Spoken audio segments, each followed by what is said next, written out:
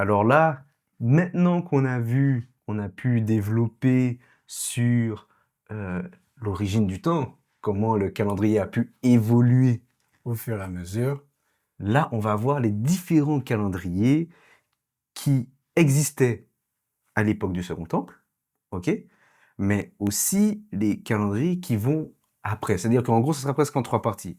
Le 1 et le 2, le calendrier officiel du Second Temple, en tout cas mm, celui qu'on va appeler. le calendrier en fait officiel, Et ensuite, on va voir le calendrier de Qumran, mais du coup, Qumran qui existait. à l'époque du Second Temple et à l'époque de Yeshua et des apôtres. C'est ça. Troisièmement, on va voir, du coup, Quel calendrier suivait Yeshua? Quelle incidence cela a sur les évangiles? Donc, suivait-il un, deux, lequel en fait il suivait? Quel comportement en fait adopter si on veut essayer de l'imiter? ça, ce sera la grande question. Mm, Et troisièmement, j'ai envie de dire, c'est presque la partie pour faire plaisir, les calendriers rabbiniques de Hillel 2, donc mm. après Yeshua, le calendrier de la Vive aussi après Après, Yeshua, et le calendrier de la Tekoufa après Yeshua. mm, Et on va préciser pourquoi on dit à chaque fois après après Yeshua. Yeshua. Donc du coup, on va commencer avec le calendrier officiel au Second Temple. Ce qu'on appelle le calendrier officiel au Second Temple, en toute sincérité, c'est le calendrier pharisien. Exactement. Pourquoi? Parce qu'en fait, c'est eux qui avaient l'organisation. De la nation, l'organisation de la communauté, justement à travers en fait le Sanhédrin, composé des pharisiens et des sadducéens, mais pour la maîtrise de la halakha en particulier, c'était les pharisiens qui donnaient en fait le ton. C'est ça. Et donc la halara, pour ceux qui ne savent pas, c'est la manière de pratiquer la loi. Exactement. Exactement. Ok.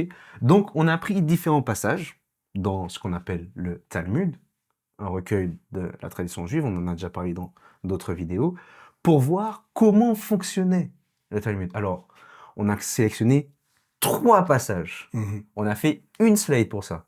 Il y a beaucoup plus d'explications. Qui explique les différentes manières et les différentes manières de calculer en fait le temps, les jours des fêtes et parfois également les dissensions internes. C'est ça. Donc là, le but, c'est vraiment de présenter globalement Mhm. comment fonctionnait le calendrier et quelle était leur idée d'établissement, si je peux dire ça, du calendrier. Ok? Donc c'est vraiment global. Le jour, on parlera du traité Rosh Hashanah ou du Sanhedrin, ou si on veut s'arrêter encore plus en détail, comment il fonctionnait totalement, on Mm. fera peut-être une vidéo pour ça. Si ça vous intéresse, dites-le nous. Mm. Mais là, c'était pas l'objectif. On veut vraiment présenter. Présenter les différents en fait calendriers. Et ça, c'est important à comprendre parce que tout n'est pas décrit dans ces 3 petits Effectivement. passages. On ne raconte pas forcément les débats qu'il y a eu entre tel arabe vis-à-vis de tel arabe. Etc. Et qui donne beaucoup plus de détails, ok? Mais ce qu'on va faire, c'est qu'on va prendre déjà la première notion qui est ici, qui décide du calendrier. Donc on va lire un petit passage du traité Rosh Hashanah 22b, je laisse Samuel faire et on va commenter. Alors, il est écrit, au début, on acceptait le témoignage de n'importe qui pour déterminer le début du mois.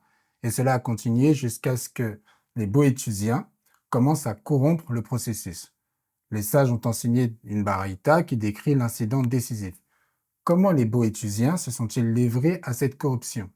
Un jour, les Boéthusiens ont tenté de tromper les sages concernant le jour de la nouvelle lune. Ils ont engagé 2 personnes pour 400 dinars afin qu'elles témoignent faussement qu'elles avaient vu la nouvelle lune le 30e jour du mois. L'un d'eux était de notre peuple, c'est-à-dire un membre des pharisiens et des sages d'Israël, et l'autre était l'un des leurs. C'est ça. Alors pourquoi on parle de ça? Pourquoi on a appelé cette partie-là qui décide des calendriers? Parce qu'en fait, il faut savoir que dans la tradition juive, la tradition pharisienne, déterminer le mois, Mhm. c'était vis-à-vis d'un témoin. Exactement. Quelqu'un devait voir ce qu'on appelle la nouvelle lune, c'est le premier croissant de lune. qui va apparaître à l'œil, et quand ce témoin a vu la lune, il va déclarer « Ah, j'ai vu la lune », et on Donc, déclare le nouveau mois. voilà, ils pouvaient le déclarer en fait aux sages qui du coup faisaient l'annonce en fait officielle du nouveau mois. Et la famille Boétos, nous vient en fait les Boétusiens, donc ce sont également en fait des prêtres, mais affiliés du coup à la tradition en fait pharisienne. Il y avait du coup en fait il pouvait avoir des dissensions, mais toujours par rapport aux témoins, les témoins oculaires, par rapport à l'observation de la Lune pour déclarer le nouveau mois. C'est ça. Donc là, on comprend que un mois est déclaré donc sur la Lune, Mhm, mais du coup sur la base d'un témoignage. exactement. Et le problème qu'on rencontre, c'est que la Lune varie. Mhm. Et c'est là qu'on va aller sur le deuxième point. La Lune varie. Qu'est-ce qui est écrit toujours dans Rosh Hashanah? Vas-y. Il est écrit: il est enseigné dans une baraïta que Rabban Gamliel a dit aux sages, pour expliquer son opinion selon laquelle il est possible que la nouvelle lune soit visible si peu de temps après la dernière observation de la lune décroissante. Voici la tradition que j'ai reçue de la maison de mon grand-père paternel. Parfois, la lune suit un long chemin et parfois un court. Rabbi Yohanan a dit: quelle est la raison de l'opinion de la maison de Rabbi Yehuda Hanassi, c'est-à-dire la maison des chefs du Grand Sanhédrin, source de la décision de Rabban Gamaliel? Comme il est écrit, c'est lui qui a fixé les saisons à la lune. Le soleil connaît son coucher. Le psaume 104, le verset 19. Ce verset indique que seul le soleil connaît son coucher, c'est-à-dire que ses saisons et les périodes pendant lesquelles il brille sont les mêmes chaque année. En revanche, la lune ne connaît pas son coucher, car sa course n'est pas identique chaque mois. Et là, on voit effectivement, on verra par rapport à tout à l'heure, Hmm. une distinction vis-à-vis de Qumran. Qui considère les choses totalement en fait autrement, qui les considère plutôt que la lune a un cycle régulier. C'est ça. Bien qu'ils sont conscients, et on en parlera, que dans les faits, la Lune, on voit que son cycle est pas régulier. Et quand je dis son cycle n'est pas régulier, c'est que la science aujourd'hui, comme pour le Soleil, nous montre que la Lune fait son parcours en environ 29,5 à peu près, Voilà, c'est ça. en moyenne. Donc du coup, chaque mois, si on doit utiliser des témoins, la Lune peut faire 28 jours, 29, 30 jours, et tout dépend également où est-ce qu'on se situe dans la position géographique en fait sur la Terre. Parfois, elle est visible à certains endroits et d'autres moins. moins, exactement. Bon, du coup, à l'époque, les choses se déclaraient vis-à-vis d'Israël. Oui. C'était ça qui était considéré, c'est à Jérusalem, enfin en Israël, c'est là que les choses se faisaient, du moins, pour déclarer. Mais du coup, ça pouvait faire 28, 29 ou 30 jours, en sachant qu'on considérait qu'un mois plein, c'est un mois de 30 jours. Ok? Donc, il y a plein de discussions au niveau du Talmud sur ça. Donc là, ce qu'on montre, c'est une partie. Mais ce passage est intéressant parce qu'ils reconnaissent que la lune varie. Mais eux, ils expliquent cela par rapport au psaume 104. Parce qu'il va dire, ici, comme il est écrit, c'est lui qui a fixé les saisons à la lune. Comme si... Parlant du soleil, qui préside également, qui donne le tempo à la lune. C'est ça. Alors que le soleil, lui... connaît son coucher. Il est parfaitement régulier. Totalement. Donc du coup, le soleil, même chose, on sait que dans les faits, c'est combien? 365,25. Ouais, voilà. Donc on sait qu'il y a forcément des petits décalages. Ok? Mais du coup, on voit cette problématique. Si la Lune n'a pas le même nombre de jours par mois, à un moment donné, il va avoir un décalage. Il va avoir un décalage si on veut faire 12 mois sur une année. Solaire, on parle. Donc là, on voit qu'ils ont une problématique. On veut considérer le soleil pour l'année, parce que le soleil connaît sa course, mais on veut aussi considérer la lune pour les mois. Mais du coup, la lune, elle est beaucoup moins régulière que le soleil. C'est ça. Donc, comment on gère ça? On a pris un passage qui va expliquer la notion de 13e mois. C'est-à-dire que dans tous les cas, si la lune n'arrive pas à atteindre les 12 mois selon plusieurs critères, ben, au final, on sera obligé d'intercaler des jours supplémentaires qui vont se transformer en un mois supplémentaire pour que le premier mois soit le mois de la vie, le mois de la maturation de l'ange. C'est ça, parce que l'objectif sera toujours que le premier mois de l'année tombe le jour de la maturation de l'orge. Bien sûr, d'autres éléments qu'on va voir dans le traité Sanhédrin 11b qu'on a mis là, mais il y a cette problématique. Il faut que les fêtes soient faites en leur saison. Exactement. Et comme la lune n'est pas totalement régulière de 30 jours, 30 jours, 30 jours, donc du coup, il y a des décalages de 1 jour, voire 1 jour et demi, forcément, ça décale. On passe à un nouveau mois alors que les 30 jours ne sont pas accomplis. Donc, au fur et à mesure, ça crée des décalages de plusieurs jours, de plusieurs jours. Donc, on peut commencer une nouvelle année beaucoup trop tôt que le moment où doit maturer la vive. Ce Doit qui n'est maturer pas la vive. acceptable. Tout à fait. Donc, comme ce n'est pas acceptable et les pharisiens de l'époque en sont conscients, qu'est-ce qu'ils ont dit? On va lire ici le 13e mois et l'année.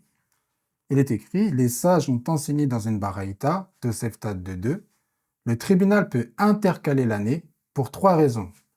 Pour la maturation du grain, si le temps n'est pas encore venu pour l'orge de mûrir. Pour le fruit des arbres, s'ils ne sont pas encore mûrs. Et pour l'équinoxe, c'est-à-dire pour s'assurer que l'équinoxe d'automne précédera Sukkot. C'est ça. Donc, du coup, il y avait ces 3 points-là, ces 3 points principaux Mm. qui viennent définir s'il faudra rajouter un un mois mois intercalaire ou pas. ou pas.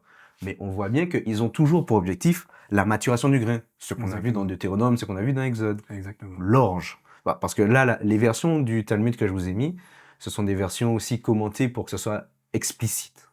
Mm. Ok? Mais il y a les passages du Talmud en soi, mais c'est explicite, c'est pour ça qu'il marque si le temps n'est pas encore venu pour à l'orge de mûrir, parce que c'est l'un des critères. Mais ils vont aussi parler et pour l'équinoxe, parce que le but c'est aussi de voir où se trouve l'équinoxe de printemps, Et l'équinoxe d'automne. d'automne, pour être sûr que Sukkot ne soit pas en retard ou trop tôt vis-à-vis de son époque à lui. Donc en fait, il faut que tout soit aligné. Mm. Et du coup, ils ont fait ça. Mm. Ils ont dit, voici les conditions pour que les saisons soient respectées.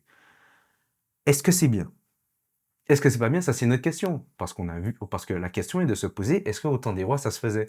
Oui, et souvenez-vous, nous avons parlé que le calendrier avait été perdu. Donc, il y a une situation de retrouver, de restructurer, de reformation du calendrier afin de pouvoir l'adapter aussi dans une nouvelle dimension, dans une nouvelle en fait topographie, dans une nouvelle condition. Là, en fait, on se trouve en fait du coup au Second Temple. Donc, du coup, sous l'Empire romain, qui eux aussi avaient entamé une refonte de leur propre calendrier. C'est vrai, totalement.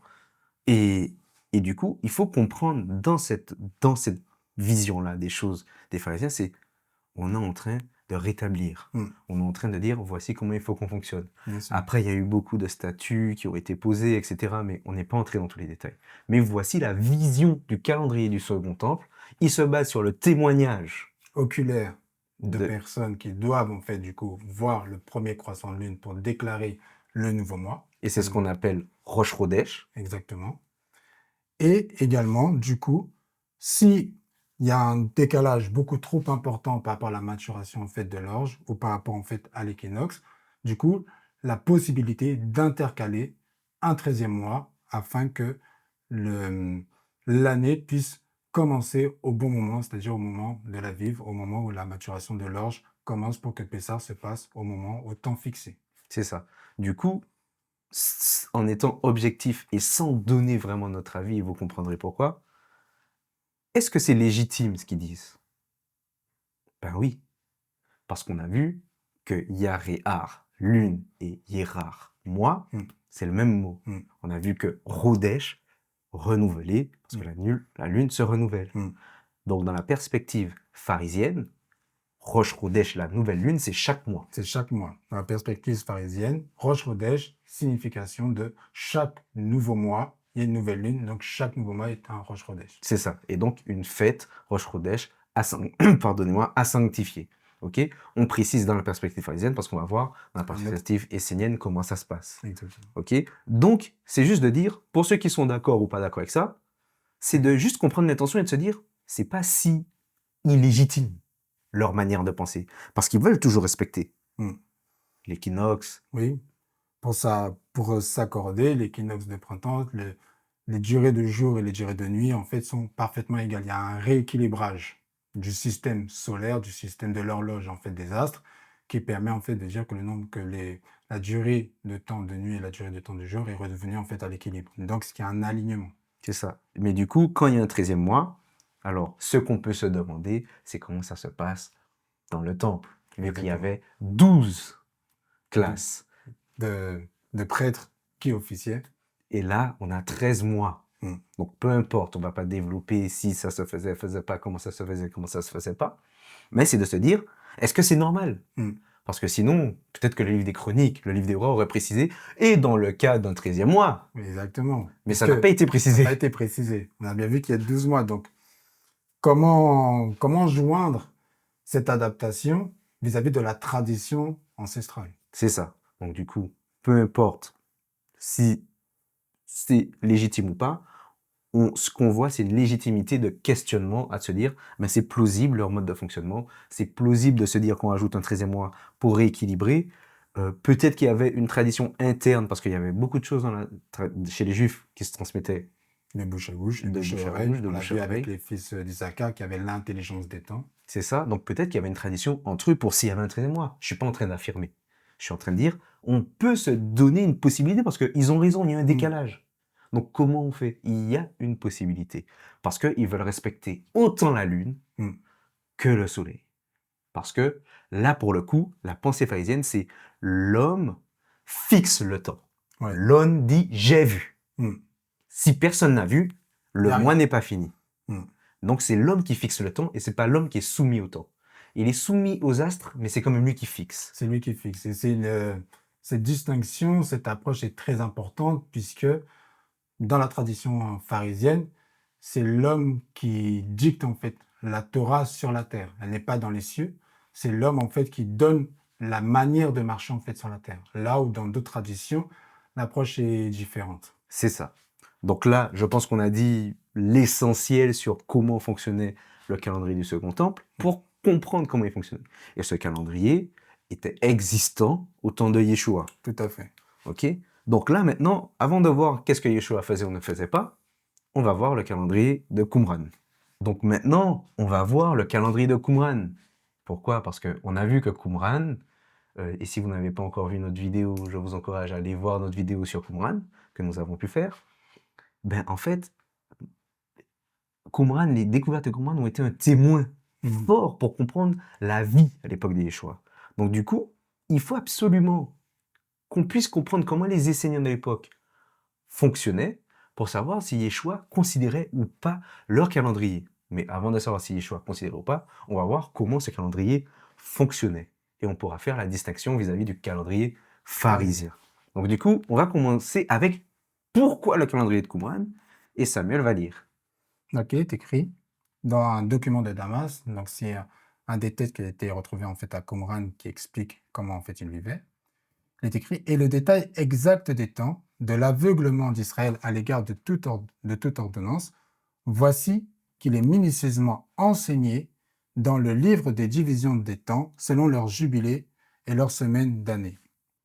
Donc, ce passage nous montre que à Qumran, donc ce sont des prêtres du coup qui considéraient depuis le temps en fait de Babylone, depuis en fait le retour en fait de Babylone, depuis l'adaptation du calendrier en fait à Babylone, qu'il y avait eu une corruption. Et du coup, ils ont décidé eux que le calendrier était fixe et il y avait en fait une tradition, donc on retrouve où le temps était clairement divisé et devait être fixé. Il était fixé en fait à l'avance et il fallait pas déroger ni de près ni de loin à ce qui était écrit. C'est d'ailleurs de là où vient l'expression aussi les fils de la lumière ou les fils des ténèbres, en faisant en fait une pique un petit peu agressive par rapport à les fils de la lumière sont ceux qui suivent le calendrier solaire et les fils des ténèbres ceux qui s'appuient aussi en fait qui s'appuient en fait davantage en fait sur la lune pour la détermination en fait des mois. Donc dans le calendrier en fait de Qumran, on a retrouvé du coup ce calendrier où l'année est déjà divisée en fait selon leur temps afin que chaque fête tombe à des moments bien précis et bien fixés. C'est ça. Donc là, on voit vraiment que on comprend déjà la marque d'un calendrier plus ou moins, je dis mais plus ou moins parce qu'on va voir le détail, prédéterminé, déjà établi. Donc on va comprendre après qu'ils sont déjà dans une mentalité de c'est pas l'homme qui fixe le temps, mais c'est l'homme qui s'adapte au temps. Au temps qui est déjà fixé. Qui est déjà fixé. Ok?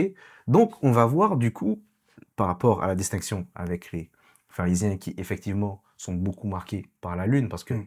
ne peuvent pas s'en passer parce qu'on a besoin de savoir on est en quel mois. Mm. On va voir d'abord, pour l'année, Mm. comment se passe le calendrier à Qumran. Vas-y.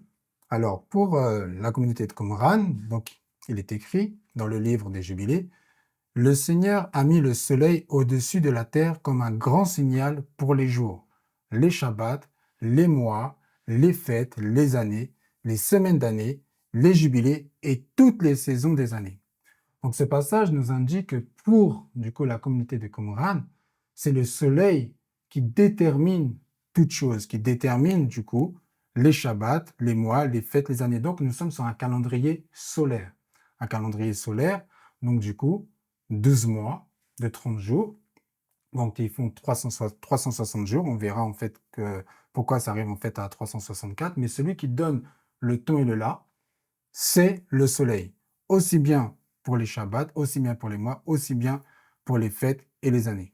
Et c'est ça. Et juste pour que vous sachiez, je ne sais plus son nom pour tout à l'heure, mais en fait, le calendrier du jubilé, enfin, pas le calendrier, le livre des jubilés, aussi, notamment à ce moment, si je ne me trompe pas, va aussi commenter le 4e jour. Le Exactement. 4e jour. Il commente en fait le 4e jour. Pourquoi? Parce que dans le calendrier, en fait, dans le livre des Jubilés qui remonte en fait à 2 siècles avant Yeshua en fait et les apôtres, le premier jour des mois de l'année commence le 4e jour. Pourquoi ça commence le 4e jour? Parce que comme on l'a vu, c'est le soleil qui détermine tout. Et comme le soleil est créé le 4e jour, donc du coup, le premier jour de la création est le 4e jour, et le premier jour du coup de chaque année, de chaque nouvelle année, doit toujours tomber le 4e jour, c'est-à-dire en fait le mercredi. Et donc du coup, il y a une division en fait du temps, comme on l'a vu, autour en fait de 364 jours, et qui fait que chaque année, le nouvel an tombe du coup un mercredi. Et ça a une incidence du coup que comme si le premier jour, du coup, c'est le mercredi, du coup, bah, forcément, toutes les autres fêtes, comme par exemple fête Pessah, va tomber forcément un mardi, Oui, etc. mardi soir, ouais. Un mardi soir. Et on va voir en fait que on peut retrouver ces choses en fait dans les évangiles. Mais dans la particularité du calendrier de Qumran, c'est que le calendrier, le temps est déjà fixé. Et c'est à l'homme de s'élever au temps qui est déjà fixé en fait dans les cieux. La mentalité, c'est qu'il y a déjà un culte angélique, un culte en fait dans les cieux, et la communauté est comme le témoin du ciel sur la terre et doit se caler à un fonctionnement qui est déjà en fait dans les cieux. Donc, ce n'est pas à l'homme de déterminer quand est le temps, mais c'est plutôt que l'homme doit s'accorder avec le temps qui est déjà en fonction. C'est Et ça. comme c'est aux cieux, c'est censé être parfait. C'est ça. Et du coup, là, on comprend qu'ils sont très axés, du coup, sur la notion du soleil. Exactement. C'est pour ça qu'on va déclarer le calendrier des jubilés donc de Qumran, utilisé par les Esséniens, comme étant un calendrier solaire. Mhm. Pas vraiment lunisolaire. Je dis volontairement pas vraiment parce qu'on va voir qu'est-ce qu'il en est de la Lune. Mhm. Mais dans la pratique, il est plutôt solaire. Davantage, oui. Davantage solaire. Mais la Lune, on verra qu'elle n'est pas si exclue que ça. Oui. Elle a quand même son rôle et son importance, et qu'on va en fait voir justement, parce que le livre des Jubilés est comme une synthèse du livre en fait qui, entre guillemets, qui peut lui donner naissance, qui est le livre d'Enoch, dans le sens en fait du calendrier. C'est ça, c'est ça. Le livre des Jubilés est aussi basé sur le livre d'Enoch, Exactement. qui est peut-être un peu moins clair quand on le lit. Oui. Quand on le lit. Et le livre des Jubilés, beaucoup plus clair. Ouais. Donc plus intelligible pour nous. Du coup, on va voir la notion de Rosh Chodesh vis-à-vis du calendrier de Qumran, Mhm. qui n'est pas vraiment la notion pharisienne. La notion pharisienne, c'est Rosh Chodesh, c'est tous les mois. Tous les mois, toutes les nouvelles lunes, c'est Rosh Chodesh. C'est ça. Alors Pour que là, Qumran, c'est vas-y. différent.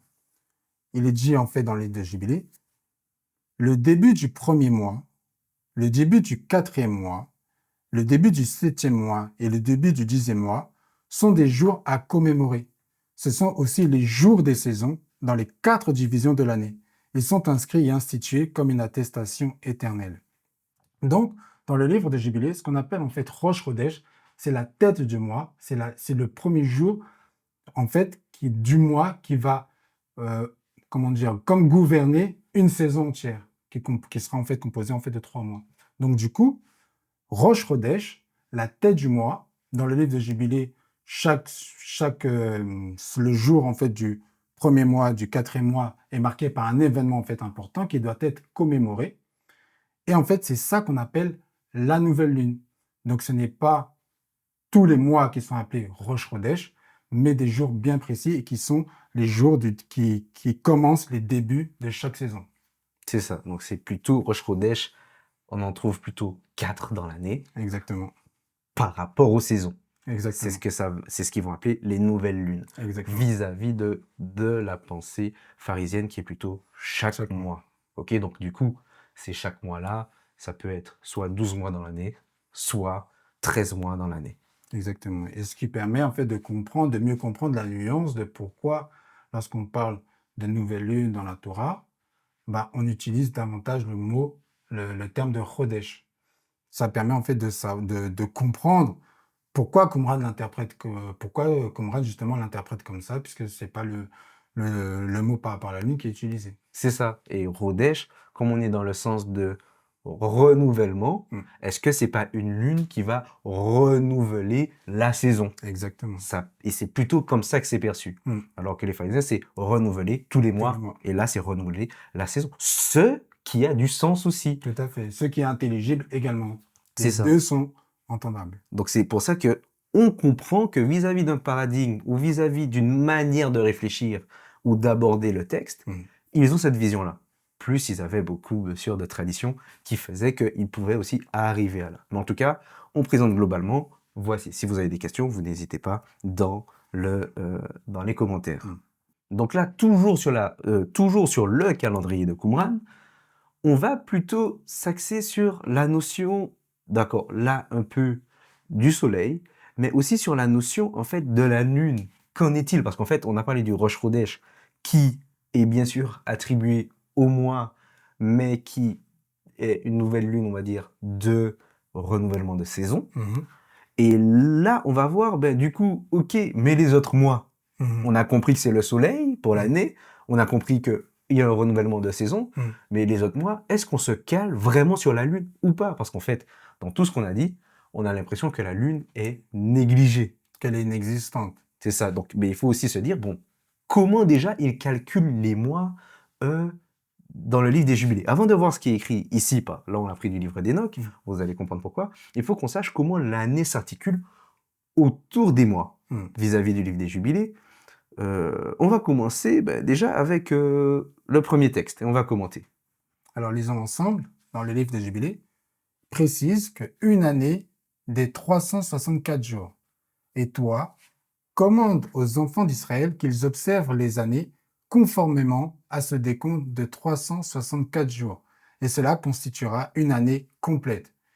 Ils ne décaleront pas son temps de ses jours et de ses fêtes, car toute chose s'accordera avec cela selon leur témoignage. Ils ne négligeront aucun jour, ni ne décaleront aucune fête. Donc là, on a un calendrier de 364 jours. 360, du coup, en comptant en fait chaque mois, 30 jours. Et il y a en fait un jour intercalaire qui ne sont pas en fait comptés en fait comme des jours, qui fait en fait le 364 jours, le corpus complet en fait de 364 jours. Donc ça, c'est pour le calendrier de Qumran. C'est ça. C'est-à-dire que ce qu'il faut comprendre, c'est que ils ont des mois de 30 jours Mm. fixes. Mm. C'est forcément 30 jours. Mm. Mais on a compris que le soleil se base différemment. Mm. Il a 364, 365 jours Mm. et qu'il faut Un jour, un intercalaire. rééquilibrer tout ça. Donc ils ont effectivement ces 4 jours intercalaires pour rétablir l'équilibre. Exactement. Comme il y avait les Égyptiens également, en fait, avaient 5 jours également, en fait, intercalaires. C'est ça. Parce qu'il faut que ça tombe à 364 ou 365. Exactement. Ok. Maintenant, on va voir, parce que comprenez que le but à Qumran, c'est de dire les fêtes sont très importantes. Et qu'elles sont fixes et on n'a pas le droit de les décaler. Elles ne peuvent pas tomber n'importe quel moment, à n'importe quel jour. Il ne faut pas qu'une fête tombe en fait un autre jour de Shabbat ou quoi que ce soit. Le calendrier, dans la pensée de Qumran, il est parfait. Le cycle est parfait, l'horloge est parfaite et c'est à l'homme, du coup, de se caler à ce qui est déjà manifesté comme étant parfait. Donc c'est ça la logique du calendrier de Qumran. C'est ça. Et du coup, quand on respecte notre calendrier comme ça, c'est pour s'assurer de faire les fêtes, les rendez-vous de l'éternel qu'on a vu les Moadim Hmm. au moment voulu, Exactement. vis-à-vis des cieux, parce que c'est ça la pensée. Hmm. Vis-à-vis des cieux, on le fait au moment voulu. Exactement. Les cieux nous convoquent, donc nous y allons et nous annonçons le jour de la fête. C'est ça. Donc on va voir malgré tout, qu'en est-il de la Lune, parce qu'en fait, il y a une réalité. Il y a une réalité, c'est que la Lune ne fait pas 30 jours. Hmm. Donc ils sont quand même conscients à Qumran que la Lune, dans les faits, ne fait pas 30 jours, Mhm. complètement. Ils sont conscients que même si elle faisait complètement 30 jours, il y a un décalage vis-à-vis du Soleil. Ils sont conscients de tout ça. Mais la Lune n'est pas négligée et ils considèrent que la Lune aussi est liée au mois. Et on va voir ce qu'ils vont dire. Ici, dans le livre d'Enoch, qu'est-ce qui est écrit? Donc il est écrit, après cette loi, j'ai vu une seconde loi. Donc c'est Enoch qui parle, concernant le petit luminaire appelé lune. Chaque mois, elle change de lieu, de lever et de coucher. Et ses jours sont pareils à ceux du soleil. Voici comment elle brille. Son commencement est ce qui apparaît du côté de l'Orient, le 30e jour. C'est à cette date qu'elle devient visible. Et cela vous sert à compter le début du mois, le 30e jour. Donc là, ici, nous avons déjà dans les écrits de Qumran la distinction qu'ils font, comme on l'a vu en fait avec Rosh Chodesh, avec les têtes du mois, qui sont les jours qui commencent en fait les saisons, et les nouveaux mois.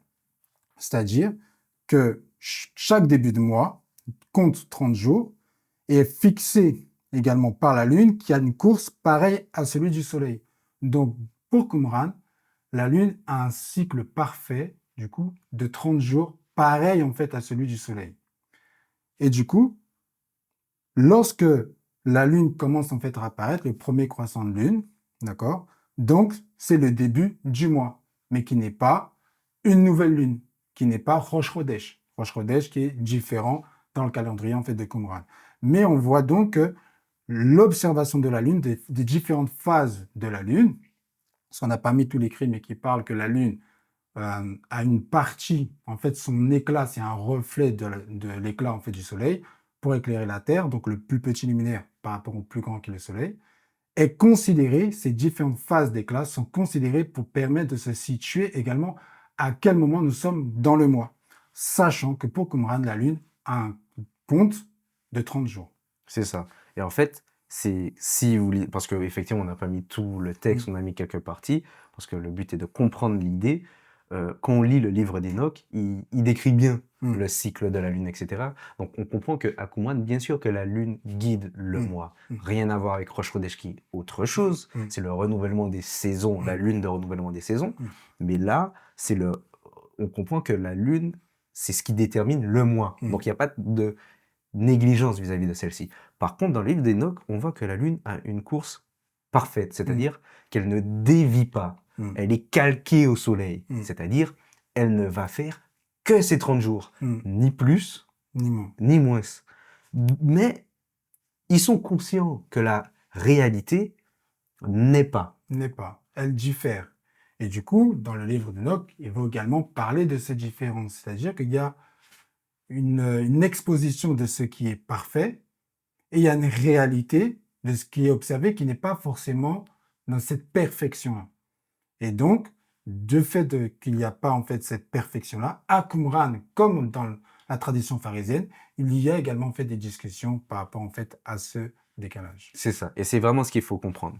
Le livre d'Enoch, et d'ailleurs on fera des vidéos sur le livre d'Enoch puisqu'on va faire les vidéos sur Qumran, enfin sur les différents manuscrits, on voit que Enoch parle vraiment de quelque chose de céleste, une perfection.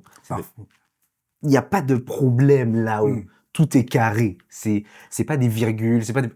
C'est la terre qui est corrompue et qui doit s'adapter à quelque chose qui est parfait. Et le but, c'est de coller à ce qui est parfait. C'est ça.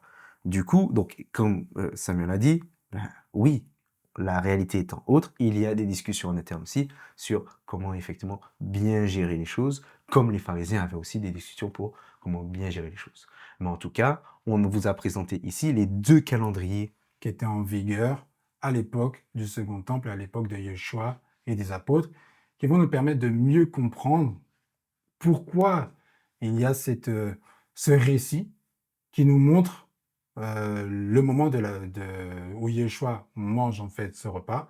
Pourquoi il y a ce récit de avant la Pâque ou après la Pâque? C'est ça. Et bien sûr, juste pour précision avant qu'on change, c'est vraiment les deux calendriers, si je peux dire, dits majoritaires, vraiment, qu'on peut même voir dans les évangiles, qui marquent le temps.